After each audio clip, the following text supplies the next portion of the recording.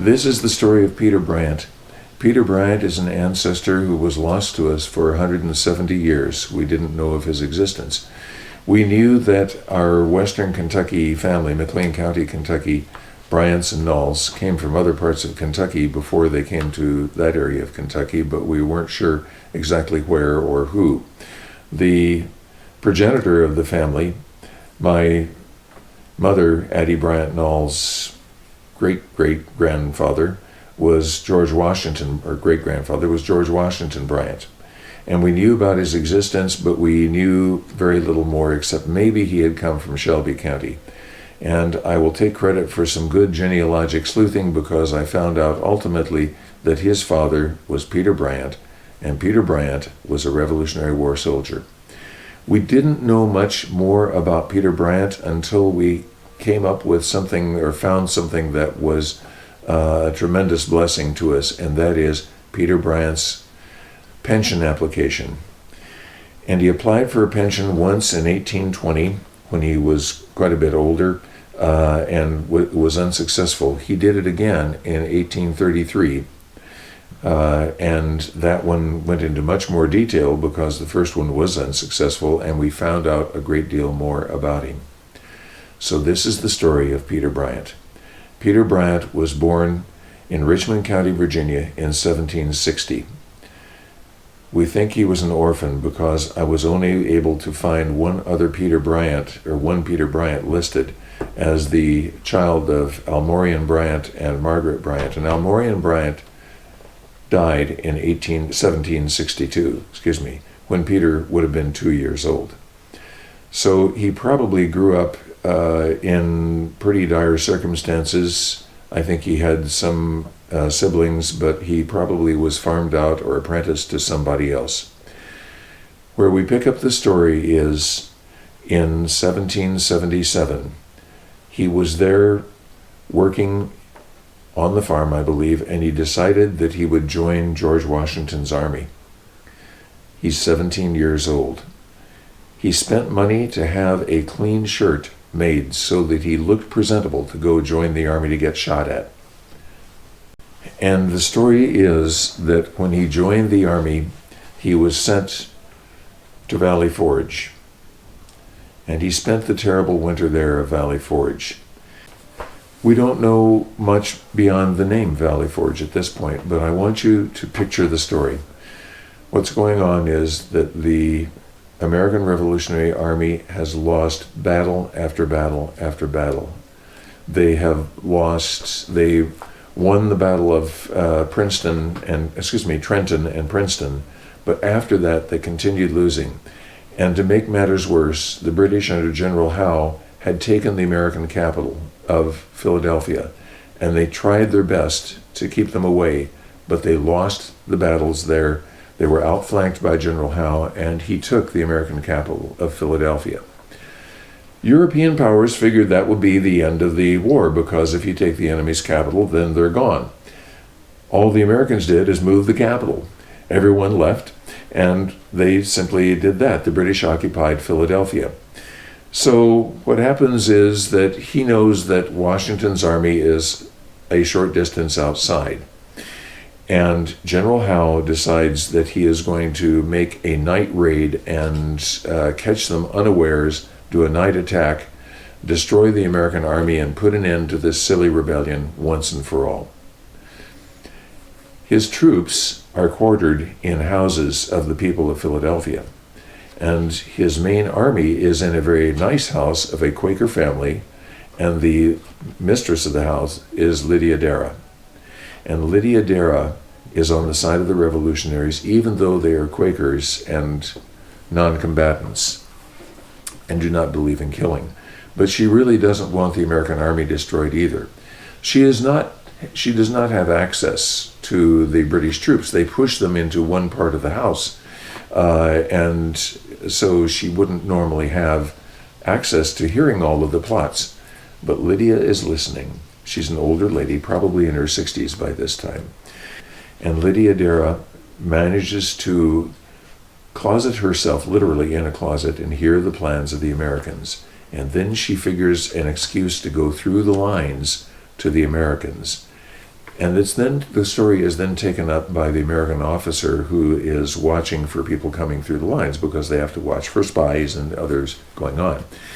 And so this great story is that he is approached by this little lady who says, well, she has to get a certain kind of flour that's only in a certain mill that was outside the British lines, and so she's to get the flour. And oh, by the way, and she hands him this piece of paper, do take a look at this later. And she wanders and just sort of wanders off. He pays no attention to it. Then he looks at the paper, and the paper says, the British are attacking tonight with this number of troops and this number of cannons. They're going to use this road. When the British attack, they find that the Americans are ready for them, because Lydia Dara had warned them ahead of time. So they make several attacks over 2 or 3 days, but it doesn't work, and Washington basically leaves with his army intact. Now he has to find a place to have the winter. The British are in fine shape. They're in Philadelphia in nice houses that they're quartering all their troops in. The Americans are out in this very cold winter, and they make camp at a place called Valley Forge, and it was a terrible place to be. And they are half-starved and not in good circumstances. And I will take up the story a little bit later when I read another description of it. He withstands that. He goes through this. He's 17 years old. And he then, when he's barely 18, they then leave and they catch up with the British and do attack the British again at the Battle of Monmouth, and this is fought to a draw. His captain is killed during this, and he sees it, but the rules of the time, you can't stop or do anything, and he makes it through that apparently unscathed. He's then assigned to be the paymaster, and he's the one that hands out the pay to the soldiers. He serves his tour of duty, goes back home to Virginia, where he becomes a Minuteman. And what a Minuteman is not just a regular militia troop or regular army troop. The Minutemen were people who were usually unattached young males who had to have their horse saddled and ready, their gun and equipment ready at a minute's notice to be able to ride, because the British were raiding up the country. And he was on the other side of the river when George Washington and Rochambeau were able to corner General Cornwallis and force him to surrender at Yorktown, October 19, 1781. After the war, he's still in poor circumstances. He does not get anything like land, because he was told that he should send in his discharge paper by a relative, and he did that, so he had no proof. He finally moves to Kentucky. He has 8 children with his wife Nancy, but he's not ever in good health after that. He gets arthritis early, and I think that probably some of the privations stayed with him from that war.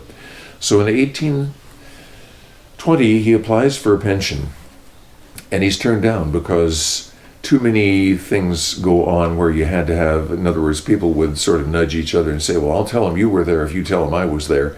So they didn't very easily take to that. You had to have proof, and the proof was either several other people that said you were there, or clergymen who testified on your behalf. And he had several clergymen testify on his behalf when he applied again in 1833. But having failed the first time, you can sort of hear the desperation in his voice in this letter of pension.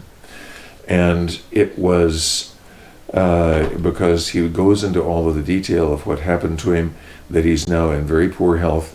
He has one son who's still there with him, which happens to be his son Washington, who was our ancestor. And he applies for this pension, and it's sent in on November the 30th, or excuse me, it's sent in sometime in September of 1833. It is approved, his pension was approved for £60 on November the 30th, 1833. He died on December the 8th, 1833. So he never knew that he was successful in getting that pension. Years later, I was able to go to the National Archives. They generally don't let you handle any of the original documents, but there was one piece that we couldn't read, and I was there having come from Tucson to Washington, D.C., And the chief archivist took pity on me on this one area, and she goes back to the back, says, just a minute, and comes back and hands me the document that my ancestor Peter Bryant wrote 175 years before. That was one of the thrills of my life. I want to tell you what happened at Valley Forge. Too weak to mount an attack, too wise to count on Howe's lethargy, Washington decided to move out of reach of any sudden Anglo-German coup. His selection of a site for winter quarters could hardly be termed ideal, but pressure, civilian as well as military, narrowed his field of choice, forcing a compromise. 20-odd miles to the west and a little north of Philadelphia, the placid Schuylkill River is joined in its eastward course by Valley Creek, flowing up from the south. At the juncture of the two streams, the ground east of the creek rose swiftly to a 250-foot crest, then straightened out in a rolling two-mile plateau. There was little to mark this terrain on a map, just a ford across the Schuylkill known as Fatlands, and an old forge on the ravine-like creek that travelers called the Valley Forge. Toward this plateau, the main army of the United States headed in December 1777, as the air sharpened and powdery snow began to sift through pine and oak limbs. It was a bare 13 miles, if that, from the White Marsh camps where they were, but more than a week was spent in covering them. Baggage trains went astray. Snow thickened, becoming stinging sleet, softened into pelting rain. The freeze came swiftly, and the wretched, boggy roads stiffened into knife-like ruts that slashed at rag-bound feet. Washington said, "You might have tracked the army to Valley Forge by the blood of their feet." The main column reached the plateau on the afternoon of December 19th, and exhausted, chilled men lurched to their campsites and lighted fires. For rations they had only what they might scrape out of their haversacks, and soon even what they had even the fires became a menace for all their cheerful glow. Broken boots dried too quickly, cracked and split. Foot wrappings charred and fell away from bruised, bleeding soles. Nothing very much happened in the Valley Forge lines. Men simply set their teeth and stayed alive, and thus kept alive the army that was the active expression of their cause, quite unaware of the deep glory of what they did. Theirs is an old story, told and retold, but as historian Christopher Ward said, not once too often. History comes alive for you if it is your ancestor who is a 17-year-old kid leaving his bloody footprints in the snow and creating a country for you.